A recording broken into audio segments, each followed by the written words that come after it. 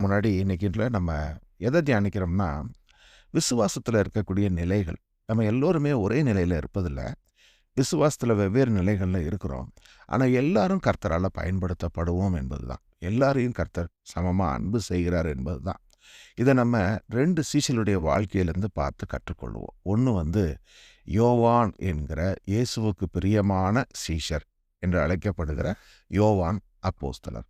அடுத்தது பேதுரு என்று அழைக்கப்படுகிற சீமோன் அவருடைய வாழ்க்கை.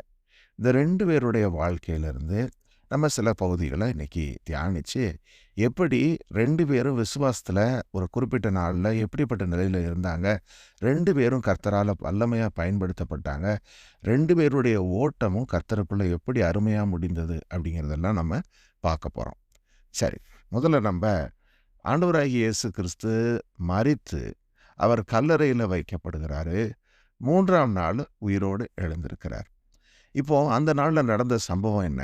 18ஆம் வசனத்துல பார்க்குறோம். யோவான் 20:18ஆம் வசனம். மகதலேனா மரியாள் போய் தான் கர்த்தரை கண்டதையும் மற்றதையும் சீஷர்களுக்கு சொல்றாங்க. யோவான் 20ல முதல் வசனம். வாரத்தின் முதல் நாள் அதிக இருட்டோடே மகதலேனா மரியாள் கல்லறையினிடத்திற்கு வந்து கல்லறையை அடைத்திருந்த கல் எடுத்து போட கண்டாள். உடனே அவள் ஓடி சீமோன் பேதுருவினிடத்திலும் இயேசுவுக்கு அன்பாய் இருந்த மற்ற சீஷனிடத்திலும் போய், கர்த்தரை கல்லறையிலிருந்து எடுத்துக்கொண்டு போய்விட்டார்கள், அவரை வைத்த இடம் எனக்கு தெரியவில்லை என்றாள். அப்பொழுது பேதுருவும் மற்ற சீஷனும் கல்லறையிடத்துக்கு போகும்படி புறப்பட்டு இருவரும் ஒருமித்து ஓடினார்கள். பேதுருவை பார்க்கிலும் மற்ற சீஷன் துரிதமாய் ஓடி முந்தி கல்லறையினிடத்திற்கு வந்து அதற்குள்ளே குனிந்து பார்த்து சீலைகள் கிடைக்கிறதை கண்டான். ஆனாலும் அவன் உள்ளே போகவில்லை. சீமோன் பேதுரு அவனுக்கு பின்னே வந்து கல்லறைக்குள் பிரவேசித்து சீலைகள் கிடக்கிறதையும் அவருடைய தலையில் சுட்டியிருந்த சீலை மற்ற சீலைகளுடைய வைத்திராமல் தனியே ஒரு இடத்தில் சுருட்டி வைக்கப்பட்டிருக்கிறதை கண்டான். முந்தி கல்லறையினிடத்திற்கு வந்த மற்ற சீஷனும் அப்பொழுது உள்ளே பிரவேசித்து கண்டு விசுவாசித்தான். அவர் மரித்தோரிலிருந்து எழுந்திருக்க வேண்டும் என்கிற வேத வாக்கியத்தை அவர்கள் இன்னும் அறியாதிருந்தார்கள். ஆமேன். இந்த இடத்துல 2 பேரும் மரியாள் சொல்றத கேட்டுட்டு கல்லறையை நோக்கி ஓடுறாங்க. ஏன்னா மரியாள் சொல்றாங்க, கல்லறை எம்டியா இருக்கு, அங்க இருந்த இயேசுவை காணும்னு சொல்லும்போது 2 பேரும் ஓடுறாங்க. ஜானும் ஓடுறாரு, பீட்டரும் ஓடுறாரு. ஆனா ஜான் ரொம்ப ஃபாஸ்டா ஓடி கல்லறைக்கு வந்துடுறாரு. பீட்டரை விடவும் ஃபாஸ்டா ஓடி கல்லறைக்கு வந்துடுறாரு. ஆனா உள்ளார போகல, வெளியிலே நின்னுறாரு. அதுக்கப்புறம் வந்த பீட்டரு அவர் என்ன செய்யறாரு, அதுக்கப்புறம் அவர் தான் ஃபர்ஸ்ட் கல்லறைக்குள்ள என்ட்ரு பண்றாரு. அவர் என்ட்ரு பண்ணி அங்க உள்ள போய் சீலைகள் கிடக்கிறத பார்க்குறாரு. அவர் தலை சுற்றியிருந்த இடத்துல தலை சுற்றி இருந்த ஒரு சீலை தனியா இருக்கிறத பார்க்குறாரு. இதெல்லாம் பார்த்து அவர் செஞ்சிட்டு இருக்கும்போது அதுக்கு பிறகு என்ன போட்டிருக்கு, மற்ற சீஷனும் அப்பொழுது உள்ளே பிரவேசித்து கண்டு விசுவசித்தான். அப்போ பேதுருவின் இடத்துல ஒரு விசுவாசம் இருந்திருக்கு. என்ன? ஏன்னா நீங்க இந்த இடத்துல இதை பற்றி பேசுறதுக்கு முன்னாடி இந்த கல்லறையுடைய அமைப்பை பற்றியும் நீங்கள் தெரிஞ்சுக்கிடுவோம். இன்னைக்கு இருக்கிற கல்லறை மாதிரி இல்லை. இன்னைக்கு உள்ள கல்லறையில் ஒரு சின்ன பெட்டியில் வச்சு மண்ணில் புதைக்கக்கூடியது. ஆனால் அந்த நாட்களில் பிரசித்தி பெற்றவர்களுக்கு ஆண்டவராகிய இயேசு கிறிஸ்துவையுடைய கல்லறையில் வைத்தது யாரு? நம்ம வாசிக்கிறோம் இதுக்கு முந்தின அதிகாரத்தில், ஒரு ஐஸ்வர்யவானான ஒருத்தர் இல்லையா, அவர் போய் இயேசுவினுடைய சரீரத்தை வைக்கிறதுக்கு அனுமதி கேட்குறார். அனுமதி கேட்டு வைக்கிறார். அப்போ அவர் செய்த கல்லறை இயேசுவுக்கென்று இதுவரைக்கும் ஒருவனும் வைத்திராத ஒரு கல்லறையில் அவர் வைக்கும்போது அதனுடைய வாசல் குறுகலாக இருக்கும்னு சொல்கிறாங்க. ஆனால் உள்ள ஒருவர் போய் உட்காரக்கூடிய அளவில் அது பெருசாக இருக்கும். இந்த மாதிரி இருக்கிற ஒரு அமைப்பு. இப்போ இந்த கல்லறைக்குள்ளே என்ட்ரு பண்ணணும்னா அதுக்கு ஒரு தைரியம் வேணும் இல்லைங்களா? ஏன்னா இயேசுவினுடைய சரீரம் வைக்கப்பட்டு 3 நாள் ஆயிற்று. இப்போ அந்த கல்லறைக்குள்ள பிரவேசிக்கிறதுக்கு ஒரு தைரியம் வேண்டும். அது விசுவாசத்தினால தான் அது வரும். இப்போ உள்ளார ஓடி என்ட்ரு பண்ணாரு பாருங்க ஒருத்தர். அவர் யாரு? பீட்ரு. பீட்ருக்குள்ள அந்த தைரியம் இருந்தது, அந்த விசுவாசமும் இருந்தது. ஃபர்ஸ்ட்டு என்ட்ரு பண்ணிட்டாரு. எடுத்த எடுப்புலே உள்ளார போய் கல்லறையில் போய் எல்லாம் செக்அப் பண்ணிட்டு இருக்கிறார். இப்போ ஜான் முன்னாடியே வந்திருந்தா கூட உள்ளார போகிறதுக்கு அவருக்கு ஒரு தயக்கம், நின்றுட்டு இருந்தார் வெளியில. இப்போ பார்த்தீங்கன்னா இதிலே அந்த வித்தியாசத்தை காண முடியுது. பீட்ரு உள்ளார போய் எல்லாம் பார்த்துட்டு முடிச்சதுக்கப்புறம் அவருக்கு ஒரு தைரியம் அவர் உள்ளார போகிறார். ஸோ இந்த 2லேயும் இதில் ஒரு வித்தியாசத்தை நம்ம காண முடிகிறது. 2 பேருக்கு இடத்துல இருக்கிற ஒரு வித்தியாசம். சரி, தொடர்ந்து நம்ம அடுத்த வசனங்களுக்கு போவோம். அதுலேயும் இன்னும் கொஞ்சம் காரியங்களை காண முடியும். இப்போது இயேசு ஆண்டவர் என்ன செய்கிறாரு, திபிரேயா கடற்கரையில் சீஷர்களுக்கு அவரை வெளிப்படுத்துகிறாரு. அப்போது என்ன நடக்குது, பேதுரு மீன் பிடித்து கொண்டிருக்கிறாரு. இயேசு பார்த்து கேட்குறாரு, புசிப்பதற்கு உங்கள் இடத்துல ஏதாவது உண்டா என்று கேட்கிறாரு. ஒன்றுமில்லைன்னு சொல்கிறாங்க. அப்போது படகுக்கு வலது பக்கம் போடுங்க, உங்களுக்கு கிடைக்கும்னு சொல்லும்போது அவ்வளவு மீன்கள் கிடைக்குது. ஆதலால் 7ஆம் வசனம், ஆதலால் இயேசுவுக்கு அன்பாய் இருந்த சீஷன் பேதுருவை பார்த்து அவர் கர்த்தர் என்றான். அவர் கர்த்தர் என்று சீமோன் பேதுரு கேட்ட உடனேயே தான் வஸ்திரமில்லாதவனாய் இருந்தபடியினால் தன் மேல் சட்டையை கட்டி கொண்டு கடலில் குதித்தான். இப்போ கடல்ல மீன் பிடித்துக்கிட்டு இருக்கிறது பேதுருவும் யோவானும் இருக்கிறாங்க. இப்போ கர்த்தர் தாங்கிறத முதல்ல கண்டுபிடிச்சது யாரு? யோவான் கண்டுபிடிக்கிறார். எதை வச்சு கண்டுபிடிச்சாரு? அங்கே இருந்து ஆண்டவர் சொல்கிறாரு, இல்லை நீங்கள் இந்த பக்கம் வலைய போடுங்க, உங்களுக்கு கிடைக்கும்னு சொல்லும் பொழுது அதை வைத்து அவர் கர்த்தர் என்று இவர் சொல்கிறார். இதுக்கு பிறகு என்ன நடக்குது, கரையில் கொண்டு வந்து மீன்களை எடுத்து கொண்டு வந்து வைக்கிறாங்க. அப்புறம் இயேசு ஆண்டவர் சீமோனை பார்த்து ஒரு வார்த்தை சொல்கிறார் பாருங்க. 2ஆம் தரம் அவர் அவனை நோக்கி, சரி ஒரு நிமிஷம், ஓகே, இந்த இடத்துல அவர்கள் கரையில் இறங்கின பொழுது கரி நெருப்பு போடப்பட்டிருக்கிறதையும் அதன் மேல் மீன் வைத்திருக்கிறதையும் அப்பத்தையும் கண்டார்கள். இயேசு அவர்களை நோக்கி, நீங்கள் இப்பொழுது பிடித்த மீன்களில் சிலவற்றை கொண்டு வாருங்கள் என்றார். சீமோன் பேதுரு படகில் ஏறி 153 பெரிய மீன்களால் நிறைந்த வலையை கரையில் இழுத்தான். இத்தனை மீன்கள் இருந்தும் வலை கிழியவில்லை. இயேசு அவர்களை நோக்கி, வாருங்கள், போஜனம் பண்ணுங்கள் என்றார். அவரை கர்த்தர் என்று சீஷர்கள் அறிந்தபடியினால் அவர்களில் ஒருவனும் நீர் யார் என்று கேட்க துணியவில்லை. அப்பொழுது இயேசு அப்பத்தையும் மீனையும் எடுத்து அவர்களுக்கு கொடுத்தார். இயேசு மரித்தோரிலிருந்து எழுந்தின பிறகு தம்முடைய சீஷர்களுக்கு அருளின தரிசனத்தில் இது 3வது தரிசனம். அவர்கள் போஜனம் பண்ணின பிறகு இயேசு சீமோன் பேதுருவை நோக்கி, யோனாவின் குமாரனாகிய சீமோனே, இவர்களிலும் அதிகமாய் நீ என்னிடத்தில் அன்பாய் இருக்கிறாயா என்றார். அதற்கு அவன், ஆம் ஆண்டவரே, உம்மை நேசிக்கிறேன் என்பதை நீர் அறிவீர் என்றான். அவர், என் ஆட்டுக்குட்டிகளை மேய்ப்பாயாக என்றார். 2ஆம் தரம் அவர் அவனை நோக்கி, யோனாவின் குமாரனாகிய சீமோனே, நீ என்னிடத்தில் அன்பாய் இருக்கிறாயா என்றார். அதற்கு அவன், ஆம் ஆண்டவரே, உம்மை நேசிக்கிறேன் என்பதை நீர் அறிவீர் என்றான். அவர், என் ஆடுகளை மேய்ப்பாயாக என்றார். 3ஆம் தரம் அவர் அவனை நோக்கி, யோனாவின் குமாரனாகிய சீமோனே, நீ என்னை நேசிக்கிறாயா என்றார். என்னை நேசிக்கிறாயா என்று அவர் 3ஆம் தரம் கேட்டபடியினால் பேதுரு துக்கப்பட்டு, ஆண்டவரே, நீர் எல்லாவற்றையும் அறிந்திருக்கிறீர், நான் உம்மை நேசிக்கிறேன் என்பதையும் நீர் அறிவீர் என்றான். இயேசு, என் ஆடுகளை மேய்ப்பாயாக என்றார். அதற்கு பிறகு இயேசு சொல்றாரு, நீ இள வயதுள்ளவனாய் இருந்தபோது உன்னையே நீ அறை கட்டி கொண்டு உனக்கு இஷ்டமான இடங்களில் நடந்து திரிந்தாய். நீ முதிர் வயது உள்ளவன் ஆகும் பொழுது உன் கைகளை நீட்டுவாய், வேறொருவன் உனக்கு உன் அறையை கட்டி உனக்கு இஷ்டமில்லாத இடத்துக்கு உன்னை கொண்டு போவான் என்று மெய்யாகவே மெய்யாகவே உனக்கு சொல்லுகிறேன் என்றார். இன்னவிதமாய் மரணத்தினாலே அவன் தேவனை மகிமைப்படுத்தப் போகிறான் என்பதை குறிக்கும்படியாக இப்படி சொன்னார். அவர் இப்படி சொல்லின பிறகு அவனை நோக்கி, என்னை பின்பற்றி வா என்றார். இப்போ ஆண்டவராகிய இயேசுப்பாவை பேதுரு அன்பு கூர்ந்தார் என்பது நமக்கு தெரியும். அவரும் அவரை அந்த அன்பை பலமுறை வெளிப்படுத்தி இருக்கிறார்.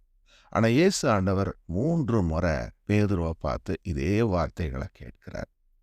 அப்போது ஒவ்வொரு முறையும் பேதுருவின் இடத்துல அவர் கேட்கும்போது பேதுரு அந்த வார்த்தையை, ஆண்டவரே நான் அன்பு கூறுகிறேன் அப்படிங்கிற வார்த்தையை தொடர்ந்து ரிப்பீட் பண்ணிகிட்டே வராரு. அதுக்கப்புறம் 3வது முறை கேட்கும்போது பேதுரு மனது உடைகிறார். ஆண்டவரே, நான் அப்போ உண்மையிலே உங்களை நேசிக்கிறேன்றது உங்களுக்கு தெரியுமே என்று சொல்லி துக்கப்பட்டு ஆண்டவர்கிட்ட கேட்குறார். அப்போது காரணம் என்ன? ஆண்டவர் சில சமயத்தில் மறுபடியும் விசாரிக்கிறதுக்கு ஒரு நோக்கம் இருக்குது. காரணம் என்ன? ஆண்டவருக்கு தெரியாதது இல்லை. ஆனால் மறுபடியும் ஒரு ரீஅஷூரன்ஸ் போல் தொடர்ந்து ஆண்டவர் கேட்கும் பொழுது பேதுரு துக்கப்பட்டு சொல்றாரு, நீர் எல்லாவற்றையும் அறிந்திருக்கிறீர், நான் உம்மை நேசிக்கிறேன் என்பதையும் நீர் அறிவீர் என்று சொன்னார். இப்போ 3வது முறை பேதுரு பேசும்போது தன்னுடைய விசுவாசத்தை உறுதியா அறிக்கை செய்கிறார். ஏன்னா, நான் உங்களை விசுவசிக்கிறேன் அப்படின்றத மட்டும் சொல்லலை, நான் விசுவசிக்கிறேங்கிறது உங்களுக்கு தெரியுமே என்று சொன்னார். அப்போ எந்த அளவுக்கு தேவனை அவர் அறிந்து வைத்திருந்தார். தேவனுடைய பார்வையில் தன்னுடைய இருதயம் வெளியரங்கமானது, தன் இருதயத்தில் விசுவாசம் இருக்குது என்பதை கர்த்தர் அறிவார் என்று பேதுரு உறுதியாய் நம்பினார். அந்த அளவுக்கு கர்த்தருக்குள்ள அவர் ஐக்கியப்பட்டிருந்தார். அப்படி சொன்னப்போவும் ஆண்டவராகிய இயேசப்பா சொன்னார், நீ மெய்யாகவே சொல்கிறாரு, சரி என்னுடைய ஆடுகளை மேய்ப்பாயாக என்று சொல்லி அவரிடத்துல சொல்லும் பொழுது அது என்ன அர்த்தம்? ஆண்டவராகிய இயேசு கிறிஸ்துவின் வார்த்தையை கேட்டு விசுவாசிகள் ஆக போகிற மற்ற சீஷர்களை காண்கிறது. அவங்க எல்லாரையும் நீ மெய்ப்பாயாக என்று சொல்லி சொல்கிறாரு. அதுக்கு பிறகு ஒரு தீர்க்க தரிசனத்தையும் அவருக்கு சொல்கிறார். அது என்ன தீர்க்க தரிசனம்னா, பேதுரு அவர் ஒவ்வொரு காரியத்தையும் அவருடைய இஷ்டப்படி கரெக்டாக செஞ்சுட்டே வராரு.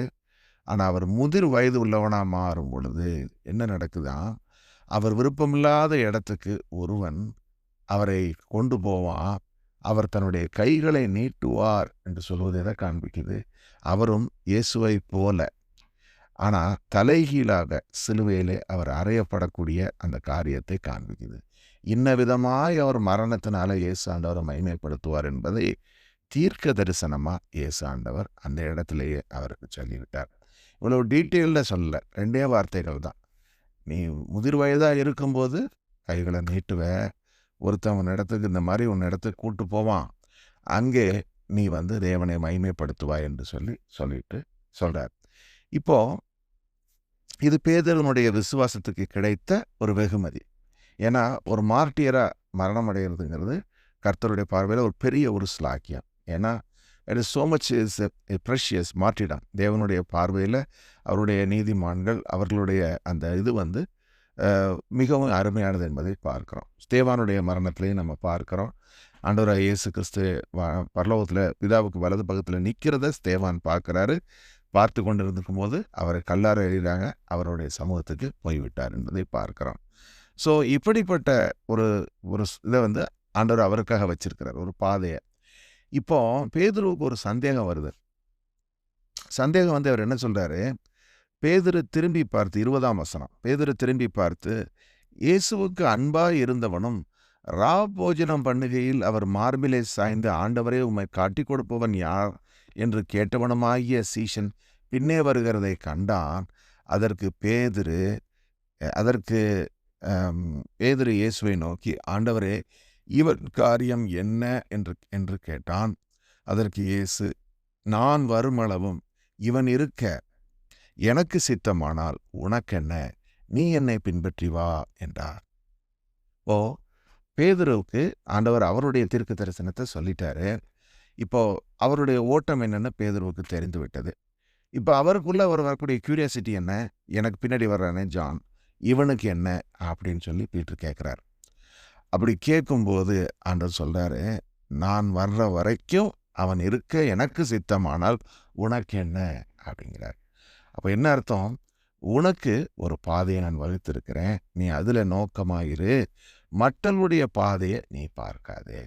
ஒவ்வொருவருக்கும் ஒரு விசுவாச பாதை ஒன்று தேவன் வகுத்திருக்கிறார். அந்தந்த பாதையில் நம்ம பயணிக்கிறோம். டியர் பிரதர்ஸ் அண்ட் சிஸ்டர்ஸ், ஒருத்தருடைய பாதையை இன்னொருத்தருடைய பாதையோடு நம்ம கம்பேர் பண்ண முடியாது. 2 பேரும் விசுவசிக்கிறவங்க தான். ஒரு இடத்துல அவருடைய விசுவாசம் ஷைன் பண்ணுது, முந்தி ஷைன் பண்ணுது. இன்னொரு இடத்துல இன்னொருடைய விசுவாசம் இன்னும் அதிகமாக ஷைன் பண்ணுது. இதில் காம்படிஷன் இல்லை. இது என்ன, நம்ம விசுவாசத்தில் ஒவ்வொருத்தருடைய நிலைகளை காட்டுகிறது. எல்லோரையும் தேவனிடத்தில் பாரபட்சம் கிடையாது, சமமாய் தன்னுடைய பிள்ளைகளை அன்பு செய்கிறாரு. ஆனால் நம்ம வாழ்க்கையில் ஒருத்தர் வாழ்க்கையில் ஒன்று இருக்கும், இன்னொருத்தர் வாழ்க்கையில் ஒன்று இருக்காது. ஆனால் அதனால் தேவன் அவங்களை அதிகமாக அன்பு செய்கிறார் என்றோ நம்மை குறைவாக அன்பு செய்கிறார் என்றோ நம்ம ஒருபோதும் தவறாக நினைக்கக்கூடாது. ஒவ்வொருவருக்கும் ஒவ்வொரு பாதையை வைத்திருக்கிற தேவன், பிரத்யட்சமாய் ஒவ்வொருவரையும் நேசித்திருக்கிற தேவன், எல்லோருக்கும் சம்பூர்ணமாய் கொடுக்கிற தேவன் ஏற்ற காலத்திலே நம்மை உயர்த்துவார். ஒவ்வொருவருக்கும் ஒரு உயர்வுக்கான பாதையை நிச்சயமாகவே தேவன் வைத்திருக்கிறார். இதில் நம்ம நம்பிக்கை உள்ளவர்களாக இருக்கும் பொழுது நமக்கு கொடுத்திருக்கிற சுதந்திரத்தை நம்ம பெற்றுக்கொள்ளுவோம் என்பதைத்தான் இந்த 2 சீஷருடைய வாழ்க்கையிலேருந்து நம்ம பெறுகிறோம். ஏன்னா அவர் மரிக்கவே மாட்டார்னு எல்லாரும் நினச்சாங்க. யோவான் வந்து மரிக்கவே மாட்டார்னு. ஒரு வகையில் பார்க்கும்போது என்ன நடக்குது? அவர் பத்மோ தீவில் இருக்கிறாரு. வெளிப்படுத்தல் விசேஷத்தை முழுவதும் எழுதி முடிக்கிறார். அதை எழுதி முடித்த பிறகு அவருக்கு என்ன சம்பவித்தது யாருக்கும் தெரியாது. ஆனால் அந்த இடத்துல மறுபடியும் வார்த்தை என்ன சொல்லுது? அவன் மரிப்பதில்லை என்று இயேசு சொல்லாமல், நான் வருமளவும் இவன் இருக்க எனக்கு சித்தமானால் உனக்கென்னவென்று சொன்னார் என்று சொல்லி, அதை அந்த சீஷனே இவைகளை குறித்து சாட்சி சொல்கிறான். அப்போ இதை பற்றி ஃபுல்லாக எழுதுறதே யோவான் தான். ஏன்னா இது யோவான் எழுதின நிருபம். அவருடைய யோவான் எழுதின சுவிசேஷம். இதில் நம்ம இதை வாசிக்கிறோம். அவர் தான் அதை எழுதுறாரு. ஆனால் அவர் இந்த மாதிரி சொல்லலை, எனக்கு வந்து பாருங்கள் நான் என்னன்னைக்கும் ஜீசஸ் வர வரைக்கும் உயிரோடு இருக்க போகிறேன்னு அவர் எழுதலை. அவர் என்ன சொல்கிறாரு? அப்படி இருந்தால் எனக்கு உனக்கு என்னன்னு தான் இயேசு கேட்டார். அப்போ தெளிவாக ஜான் வந்து அவரை பற்றி சொன்ன வார்த்தைகளையும் பரிசுத்த ஆவியின் துணையோடு அவர் எழுதுவதனால அவரும் தன்னை குறித்து மேன்மையை பாராட்டலை. அவர் தன்னை குறித்து பேசும்போதெல்லாம் இயேசுவுக்கு அன்பாக இருந்த சீஷன் மாத்திரம்தான் எழுதுகிறாரு. அவருடைய நேமை கூட குறிப்பிடலை பாருங்கள். அதுதான் அதில் விஷயம். எல்லா இடத்துலையும் நீங்கள் யோவான் தன்னை பற்றி சொல்லும்போது இயேசுவுக்கு அன்பாக இருந்த சீஷன் எழுதுவார். அது நான் அப்படிங்கிற இந்த வார்த்தையை அவர் இது பண்ணியிருக்க மாட்டார். அந்த அளவுக்கு அவர் வந்து தாழ்ச்சியோடு தன்னை ஒப்பு கொடுக்குறார். அப்போ இதுவும் யோவானுடைய தாழ்ச்சிக்கு ஒரு அடையாளம். இப்போ நம்ம பல இடங்களில் வந்து பார்த்திங்கன்னா, இது நான் தான் இதை செஞ்சேன், இந்த மாதிரி காரியங்களை பூரா என்ன வச்சு தான் செஞ்சார் ஆண்டவர், நான் தான் ஃபுல்லாக பண்ணேன்னு சொல்லி நம்ம சொல்லுகிறோம். ஆனால் அப்படி சொல்லாமல், நம்மை பற்றி வெளியரங்கமாக்காமலே மறைமுகமாக இருந்து கர்த்தருடைய கரமாக இருப்பது தான் உண்மையிலேயே ஒரு சரியான ஒரு அணுகுமுறையாக இருக்குது. So that we don't self boast ourselves. இல்லை, நம்ம பெற்றுக்கொண்ட எல்லாமே கர்த்தரால் வந்தது, நம்முடைய காரியம் அல்ல என்பது தான். அதே மாதிரி பேதுருவுடைய வாழ்க்கையில் இன்னொன்னே நம்ம பார்க்க முடியும். என்னென்னா, அவர் இளம் வயதில் இருக்கும்போது அவருடைய விருப்பத்தின்படி நடந்தார். ஆனால் முதிர் வயதில் இருக்கும்போது உபத்திரவத்தின் பாதை வந்தது. இயேசு கிறிஸ்துவை போல பாடுகளுக்கு உட்பட்டு அவர் வந்து மரித்து அவரை மகிமைப்படுத்துகிறார். அப்போ இதிலிருந்து நம்ம காண முடியும், நம்மளுடைய வாழ்க்கையிலையும் இனிஷியல் ஸ்டேஜஸ் ஆஃப் ஃபெய்த்தில் ஒரு விதமான ஒரு ஓட்டம். ஆனால் முதிர்ந்த விசுவாசிகள் ஆகும்போது பார்த்திங்கன்னா இன்னும் வேறு மாதிரியான உபத்திரவங்கள், பிரச்சனைகள் வரலாம். ஆனால் அதுக்கு அதிகமான கிருபைகளை கொடுத்து தேவன் இன்னும் அதிகமாக நம்மை நடத்துவார், அன்பு கூறுவார் என்பது தான். ஆமென்.